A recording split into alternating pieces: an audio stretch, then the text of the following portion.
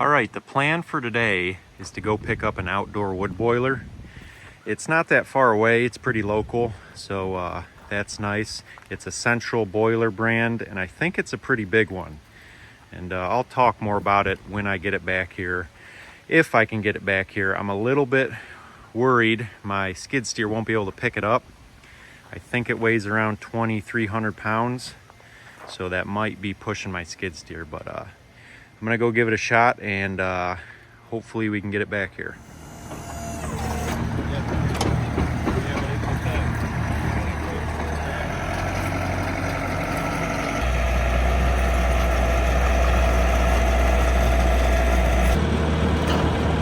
Good.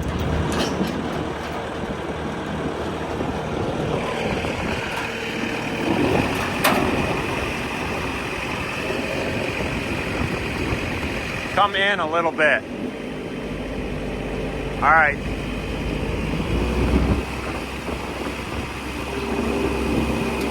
Oh wait, let's go around both of the forks. Hold on.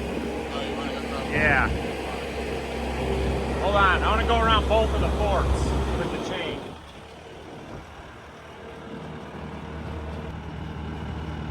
I think it'd be nicer if you could get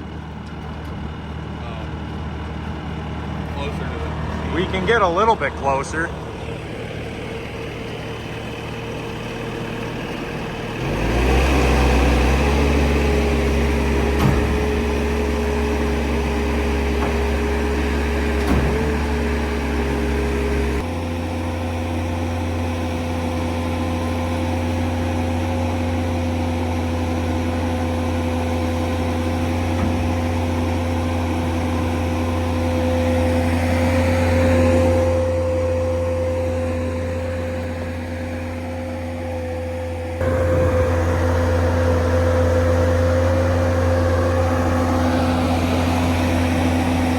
Hey, we can get it a little bit closer on the forks.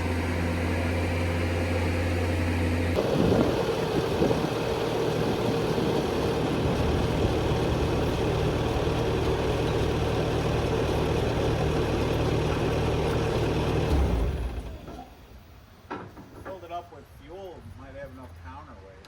Oh, how much fuel's in it? Oh, very little.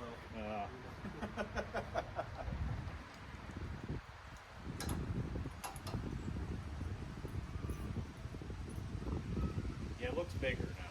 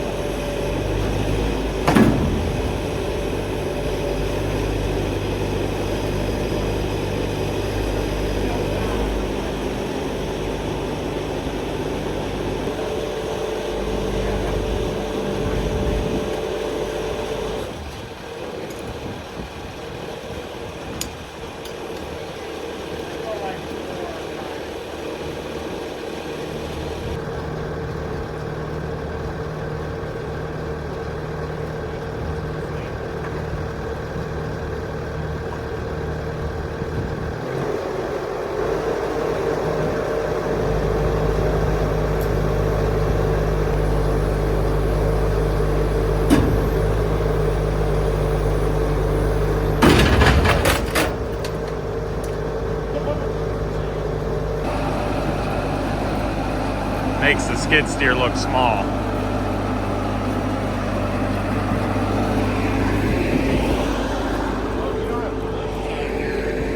No. You're good, straight ahead.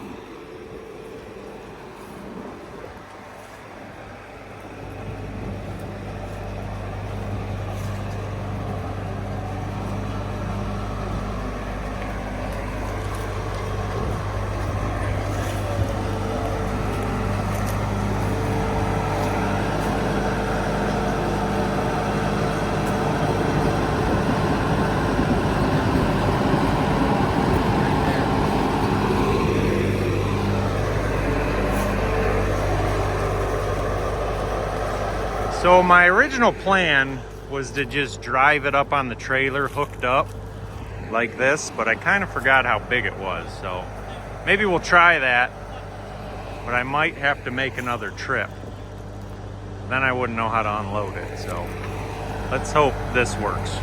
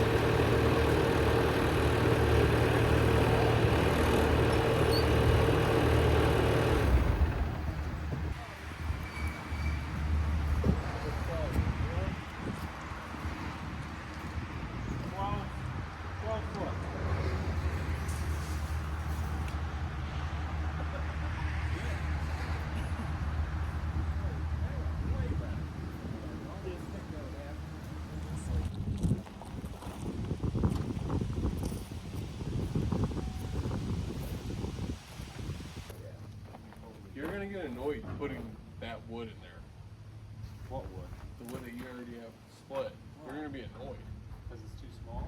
Yeah, because you're gonna have to do like 10 trips. You're gonna need to put like 10 pieces of wood in there. Well, it'll save my back a little bit, right? You're gonna Yeah, it's back blown out?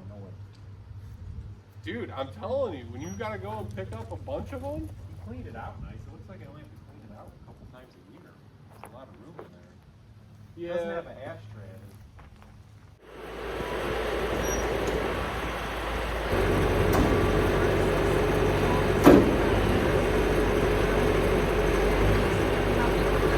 Are those pressure wrenches yours?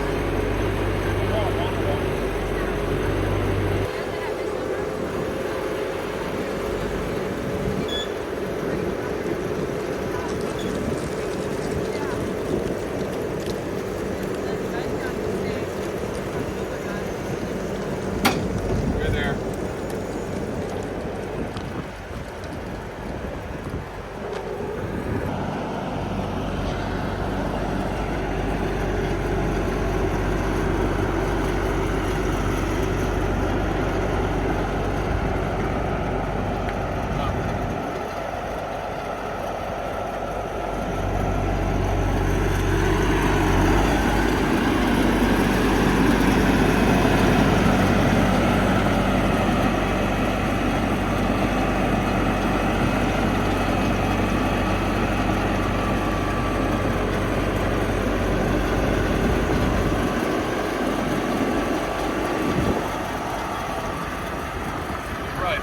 Yeah.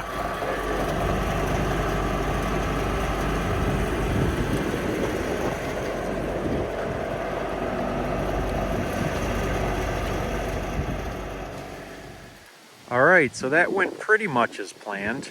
I went and looked at this a little while ago, but I guess I didn't remember how big it was, or I guess I just didn't put it in perspective. But it's definitely bigger than I thought. It really makes the skid steer look small and the truck and trailer look small, but it is a big boiler. So the guy I bought it from said it was the biggest one they made at the time, and I think he bought it in like 2010 or something around there. So it's a central boiler classic. It is the 6048 model. I'm pretty sure they still make this, but it's not their bit. They do make a bigger one now. So I'm pretty sure those numbers mean it's 60 inches deep and probably 48 inches tall, because it's not 48 inches wide, but I think that's the dimensions of the firebox. So I bought this from a friend of mine's dad who had bought it new. It was manufactured in 2008, so it's kind of old. What is that, 15 or 16 years old? It's kind of old, but I've heard guys get 20, 25 plus years out of these, and it's in really good shape. He took care of it. He always had distilled water in there. He always treated it and tested the water. And it was kind of under a barn lean-to roof on like 3 sides, so it was relatively out of the weather, and he always cleaned it good and took care of it, so I think it's got a lot of life left. He used it up until this winter, so he's been running it. But yeah, we barely got this thing on the trailer. I think it weighs 20, it doesn't say on this. Oh yeah, it does, 2450. So that's pretty heavy. I've lifted more with my skid steer before, but since the weight was out here on the forks, you're really limited. So it just kind of barely picked it up and got it on the trailer. So this boiler might actually be too big for what I'm trying to heat. They say, depending on your method of heating and a couple other variables, they say this boiler can heat up to 10,000 square feet. And I'm not going to be heating anywhere close to that, especially not until my house addition's done. So it might be an issue that's oversized. That can be an issue, because if you have a really big firebox and, you know, the whole water jacket, I think it holds 300 or 400 gallons of water. If you're not sized properly, then the fire wouldn't, your boiler wouldn't be calling for heat enough, and you could have the fire go out, you know, when it's not super cold out. So we'll see if that's an issue, but I haven't really had any experience with outdoor wood boilers. This would be the first one that I own and use. I've had plenty of experience with wood stoves, freestanding wood stoves. I grew up with one my whole life, and I have one in my house and in my barn, and I've actually built a couple. So I have plenty of experience burning with wood, just not burning wood to heat water to heat my house. So this will be a new experience, but the plan is to get this thing hooked up this year before the snow starts flying. I think it's October 25th today. So there's a bunch of things I got to do. I got to find a temporary spot for this. I got to dig and trench a insulated boiler line, run that in the house, and hopefully get this hooked up this year, but the leaves are changing quick. So this is the underground insulated boiler PEX line that I went with. The solid foam filled stuff. There's a couple different kinds you can get. Basically, you get this kind. You can get like a corrugated black pipe with the 2 PEX lines run in it, and then there's like a foil face insulation wrapped around it. You see that a lot, and then basically like uninsulated. They all basically are like a corrugated pipe, and then either a little bit insulation or no insulation on the inside.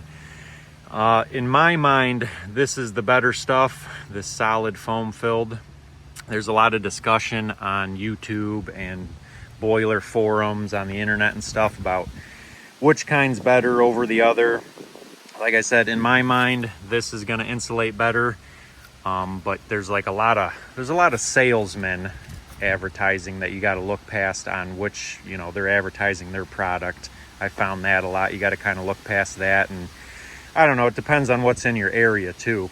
There's also a huge price difference. I definitely would shop around because I found this same stuff $2-3 more expensive, $2-3 cheaper. I found the foil face insulation stuff a lot more expensive and cheaper. So definitely shop around. This stuff was $15.50 a foot. I got 90 feet, so I'll let you do the math, but I found this a little bit cheaper, but it was farther away. This was a good combination of not that far of a drive and the right price. I found some of that foil face stuff like $17.50 a foot and a little bit cheaper too. So you just shop around because depending on who you buy it from, the dealer or whatever, there's a big price gap for some reason on this stuff. All right, I'm getting ready to dig the trench for my insulated boiler line. Andrew's bringing up his Mini right now. He's gonna help me dig it. So he's gonna start digging a trench and I gotta work on core drilling the hole through my basement foundation. I was planning on putting a sleeve in there when I was forming up my basement walls and pouring the concrete, but I didn't know 100% on where I wanted it. So I kind of have access to a core drill or just a bit this time, but so I knew I was just gonna do it later because I didn't know exactly where I was gonna run it, and it's still temporary right now anyhow. But so I have just the bit. I was able to borrow a bit. I couldn't get the proper core drill, but it's fine. I kind of made something work. I put an all thread in there. It's got a nut on the inside down there, and then nutted on this side. I'm gonna chuck it into a drill.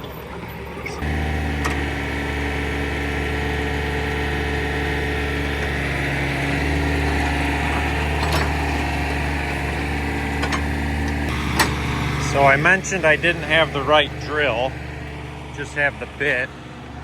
So I got this big drill that I'm gonna chuck the core bit into, and it probably doesn't have a clutch, so I'm probably gonna break my wrist, or maybe just sprain it, we'll see.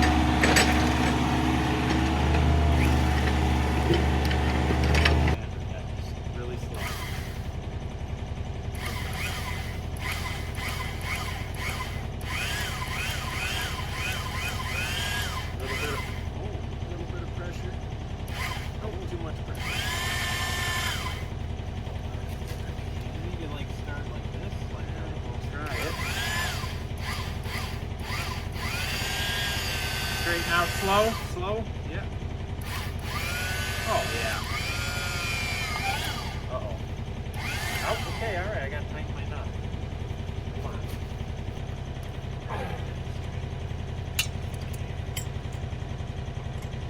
Let me get into the concrete soon now, so I can dig over.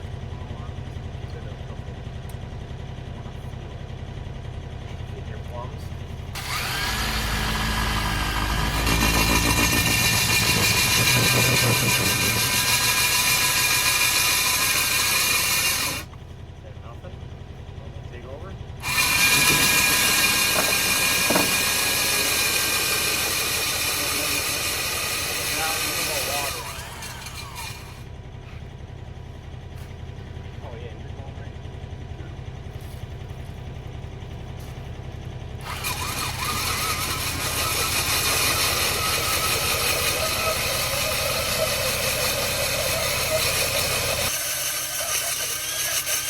Till you hit a piece of rebar and break your kneecap off.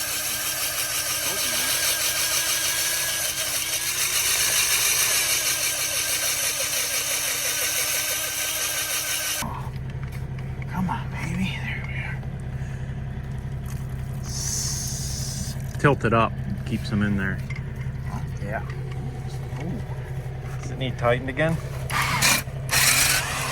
Yes. Oh, it didn't.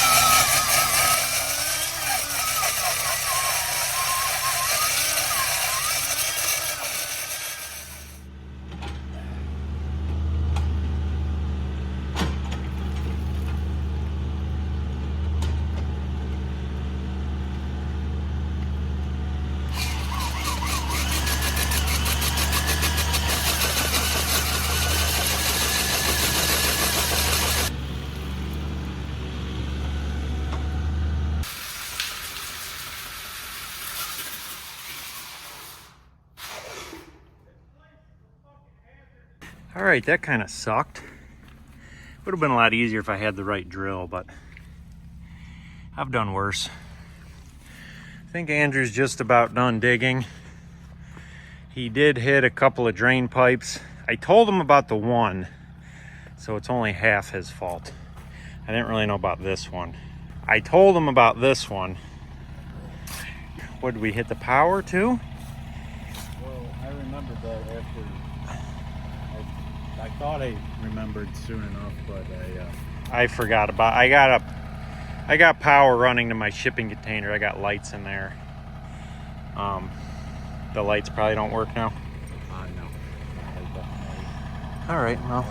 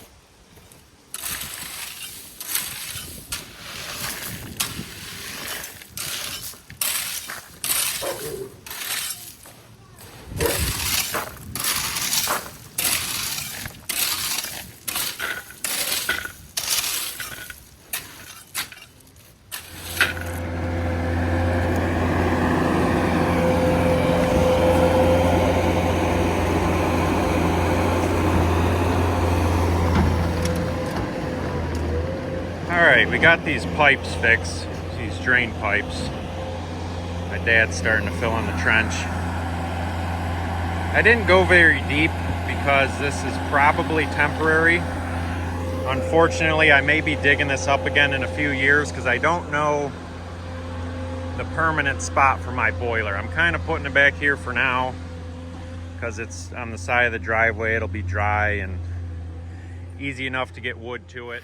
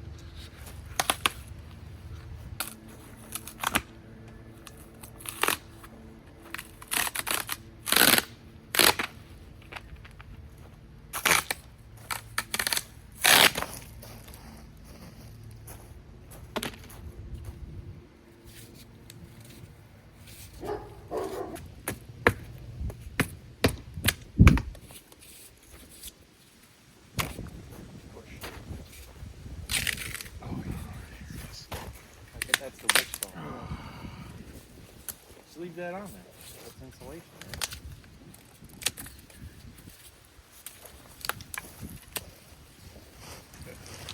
So I don't think the guy drained all of the water out.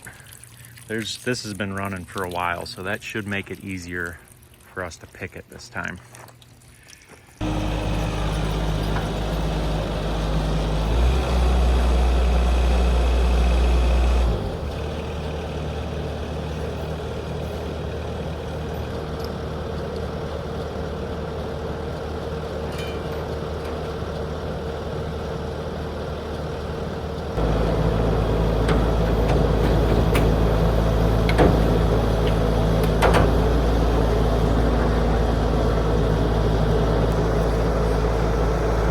Way lighter.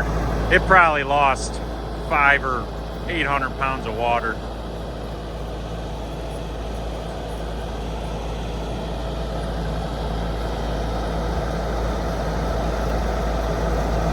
The dry weight, it says, is 2,400 pounds, so the skid steer's doing pretty good.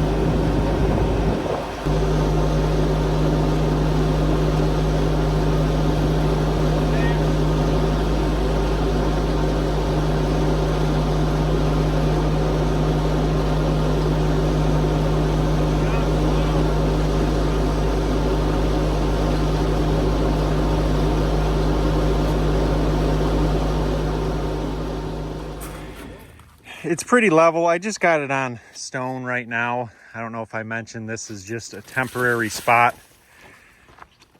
Eventually, after this pile of dirt's gone, I would like maybe some kind of lean-to barn structure to put it in. So this is just temporary, maybe a 2-3 year plan. So I think it'll be good till then.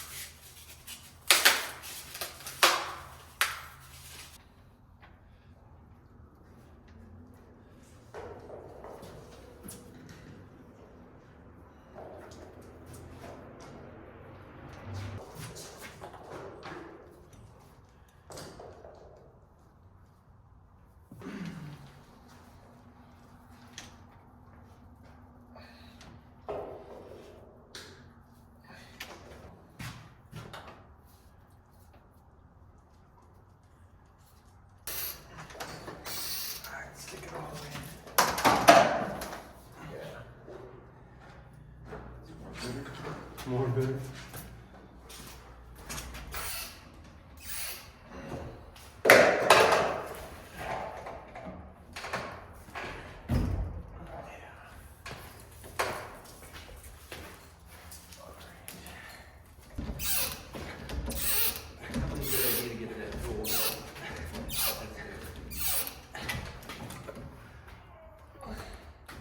Oh yeah. You do any more than 4 of them? Holy shit! I mean, I'm sure the 1 inch is a lot tougher. Alright, ready? Yeah. Anything? No. Oh, It clicked. you play.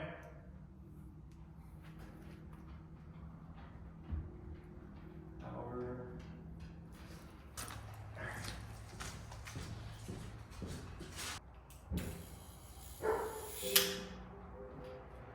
Is it on or off?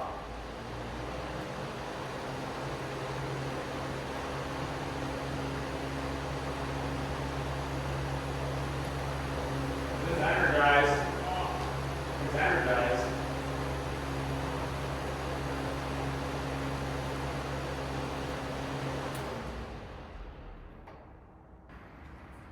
So this is going to be my temporary way to heat my house this winter, hopefully, if it works.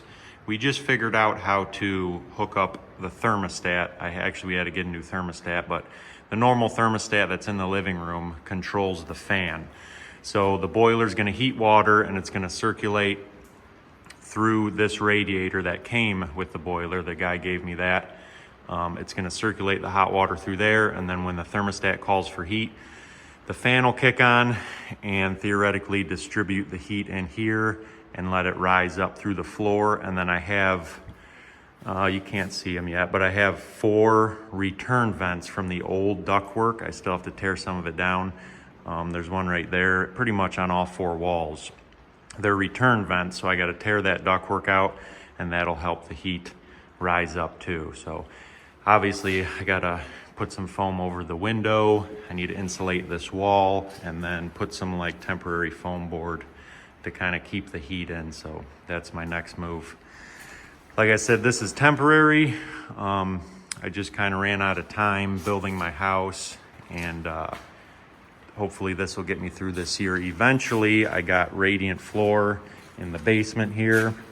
Then I'm going to tie into that boiler, and then I'll probably run radiant heat tubes under the floor joists as well. But I just kind of ran out of time. I'm not really ready to set up the radiant heat yet, so hoping this gets me through this winter.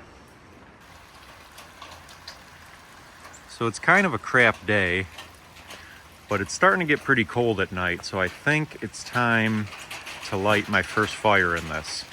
I have everything hooked up. I got water delivered, so it's full of water. I got all my lines hooked up. I got some temporary power run to it.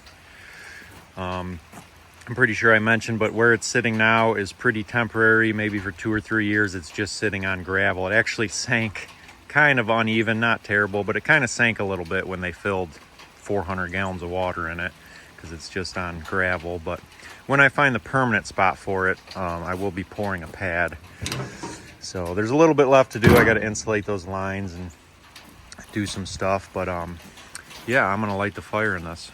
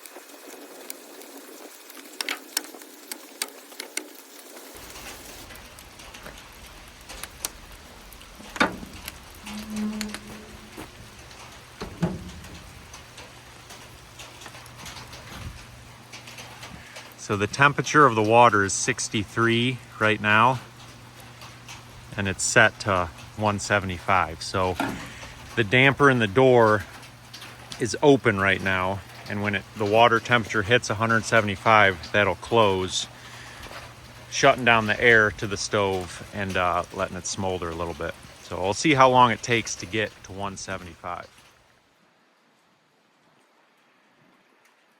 So it took about 2 hours for the fire to heat the 400 gallons of water from 60 degrees Fahrenheit to 175 where it shut off. I think there's a 5-degree difference, so it's saying it's at 177.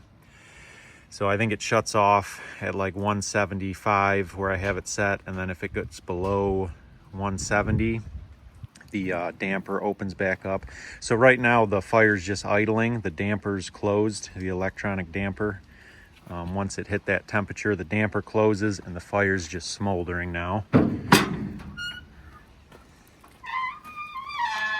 So once the temperature of the water gets, I think, below 170, that damper will open back up, giving the fire more air and starting it back up again, heating the water. So, and then that water circulating through the pipe in the basement in that radiator. But it's not that cold yet, so I'm curious to see how it does this winter.